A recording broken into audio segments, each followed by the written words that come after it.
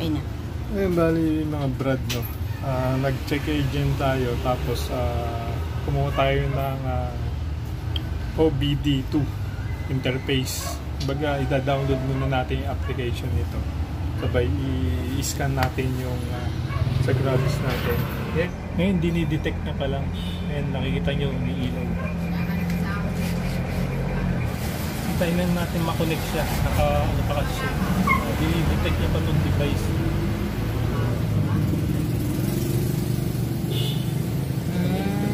I-prepare mo pa siya.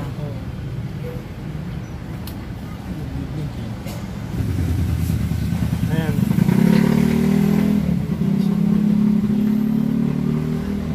Takbo lang dahil ayan. Successful.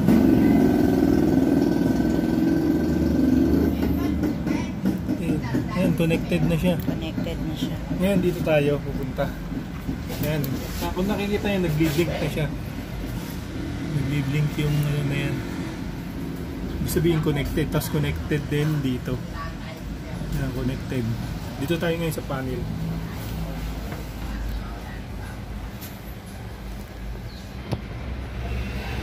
Ayan, i-read niya. Ang function sa kanya nung nag-start ako nito. Tutok mo rito. Ayan, ganyan tama. Ganyan pag ganyan labo. Against the light nila.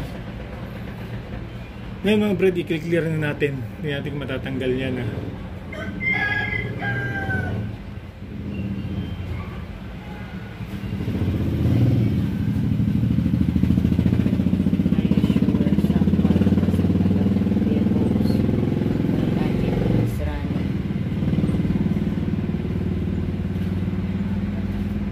Yun, nawala. Nawala yung ano niya. Ngayon mga brad, wala na. Wala na yung agent trouble natin.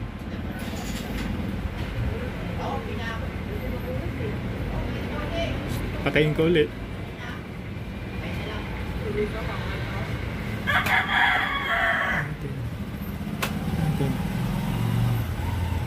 Okay na, wala na. Wala na.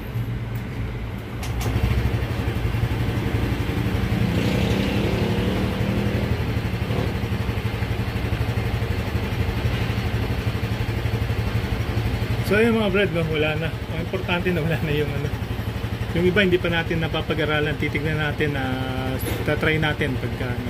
Pero ang importante, yun lang naman ang main ano natin topic natin. Mawala yung agent trouble niya na makonect siya rito. Nagamit natin tong ito yung dinownload ko pala. Bago ng Car scanner. Car scanner, download nyo lang. Tapos connect ko lang to dito sa ano natin para matanggal yung agent trouble natin. Tapos testingin natin ulit. Tanggalin ko lang to. Ano mo ito lang ginamit natin. Bali ang halaga nga pala ito 400 plus 352 tsaka to 452. Ito 452. 452 tapos 350.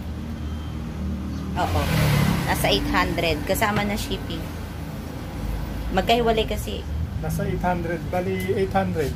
Isang Meron set. na kayong Isang set ganito. na. Ngayon doon sa mga may problema nga doon sa agent trouble nyo na ay mawala, message nyo lang ako. Try natin sa inyo. Tanggalin natin yan. So ayun mga brad, no? Wala na yung agent trouble natin. Ngayon, dun sa mga may problema dun sa agent trouble, baga solusyonan natin yan. Bali meron na tayo mga ka-Gravis, kaya makakatulong sa atin to. Message lang kayo kung may agent trouble kayo at solusyonan natin. Ayun mga brad, okay na, wala na yung ano ko. Kaya to nagkaroon pala, i-ano ko lang i-ano sa inyo. Kasi kung natatandaan nyo, nag-install ako ng kill switch. Tinanggal ko isang linya ng ignition coil. Tapos sinubukan ko siyang i-off sa kill switch ko. Hindi siya nag-start kasi nga tanggal yung kaso nag-check agent siya. Tapos yung binalik ko, hindi na siya nawala. Baga, yun na naging problema niya, yung natanggal na linya. Tapos na-resolve naman kasi nga binalik ko kagad yung isang wire na yun. Ngayon yung warning niya, warning na nagkaroon ng problema na naayos na. Kaso lang talagang hindi matatanggal. Talaga obligadong ipapareset nyo. Gagamit talaga kayo nito. Doon sa mga nagbabalak bumili, no, nasa 800 may get to. Install nyo lang yung apps, tapos yun, nakita nyo naman kung paano ko reset, no. May mga konting lang na kailangan yung ma-i-apply bago nyo i-reset.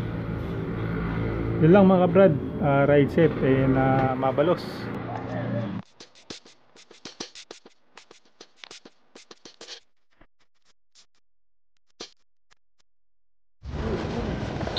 Dito.